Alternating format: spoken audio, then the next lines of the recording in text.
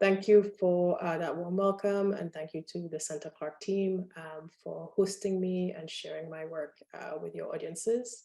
Like Aram, this project is personal, so The Animal Seems to Be Moving is a series of self-portraits that I've been working on since 2018 that really are my attempt, I guess, to explore the intersection of my Blackness, my queerness, my masculinity, and the experience of aging.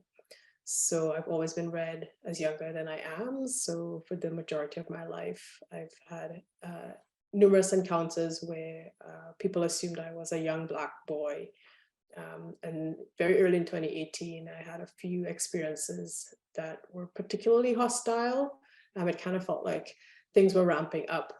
And I started to think about what it means to be aging for me, for my body to be kind of going through this transition that means that rather than being read as a Black boy, that perhaps I was being read as a middle-aged Black man, as I myself enter middle age.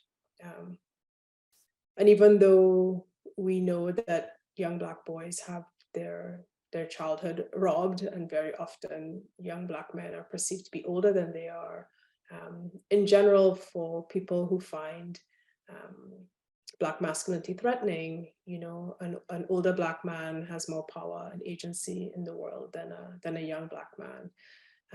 And so I just started to kind of reflect on that dynamic and the ways that Black masculinity continues to be perceived as a threat and as a danger to certain folks in society.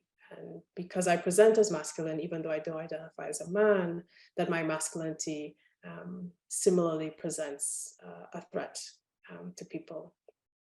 And as I was kind of working through, you know, grappling with thinking about what that meant for myself, at first I was understandably kind of, you know, frustrated and angry. But then I also was really struck by how absurd it is that my body is read that way, and because my body is read that way, that it results in more risk and less safety for myself in the world. And I just kind of stayed with that sense of absurdity and decided to lean into that as an emotional place, as a coping strategy for this experience, and sort of wanted to bring that to bear on the way that I present these images. So formally, the project grew out of this larger body of work that I presented at Gallery 44 in 2018 called A Welcome Weight on My Body, where I was really interested in learning how to shoot a medium format film. I was given a camera and I worked with Brendan George Cole, who is my mentor. And I just reached out to the community and said, who will sit for a portrait for me? I'm learning how to use this camera. And for theoretical and conceptual reasons, I was really interested in what the materiality of film does for the visuality of Blackness versus what digital images do.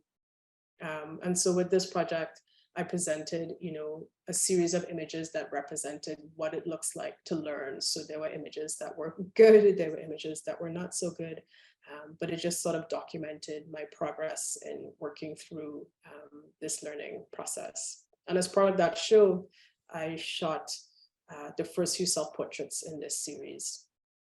Part of it was thinking about how to make this project not just a project, but an exhibition.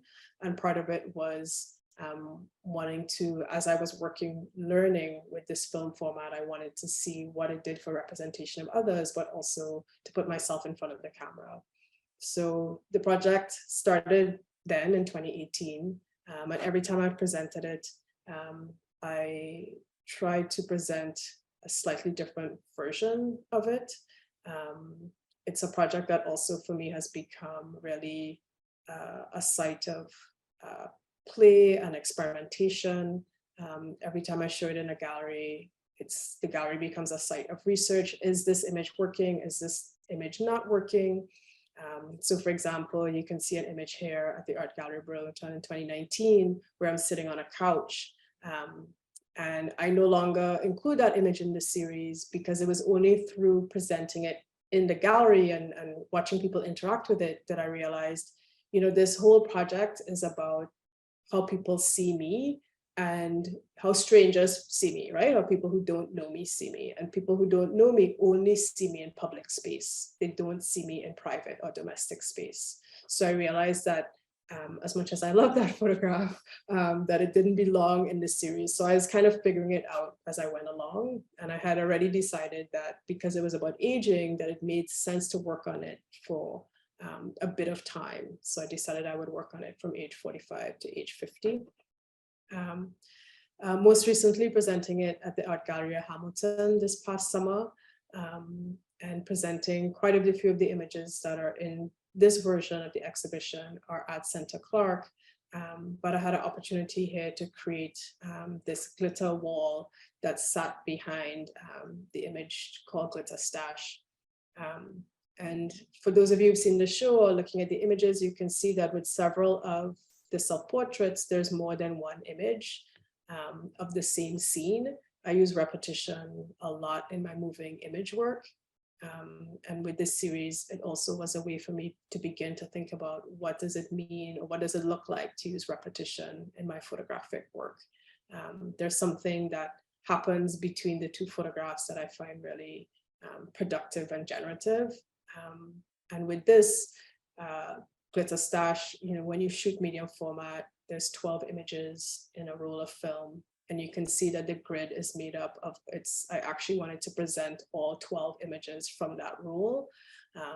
And that kind of dates back to the seed of this project, from a welcome wait and wanting to really make transparent the process of photography in this project, as well as the conceptual ideas behind it.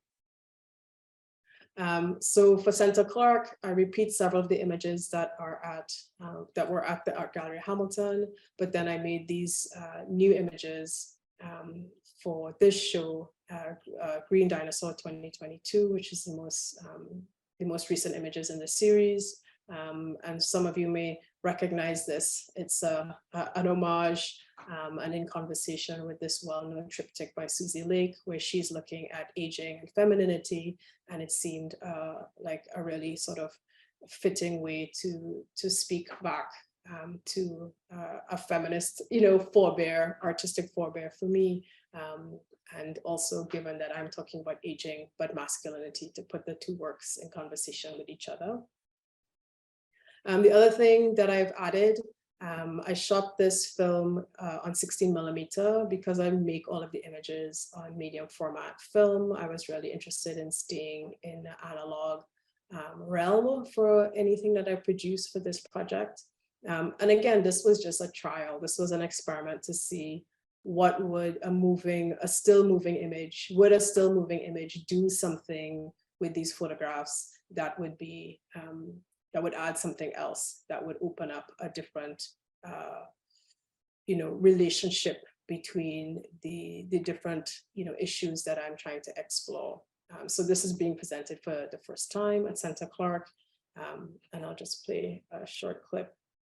It's shot on 16mm. There's no sound, and it's the length of one reel of 16mm film. So it's a complete film at that length. And you can see, you know, I'm trying to hold my position. And so it sits between, you know, the space of the photograph and the moving image. And so just for folks who haven't seen the show, I just want to share some of the images in the show. Harry Romper from 2021. Glitter Stash, which was on that wall at the Art Gallery of Hamilton. Little Trees Hold and Little Trees Release. And then T-shirt head halfway on, T-shirt head halfway off. And I'll end with these. These are the images that people ask me the most about, but I'll end there for now. And maybe Prakash has a question for me about cowboy hat, fold, and flex.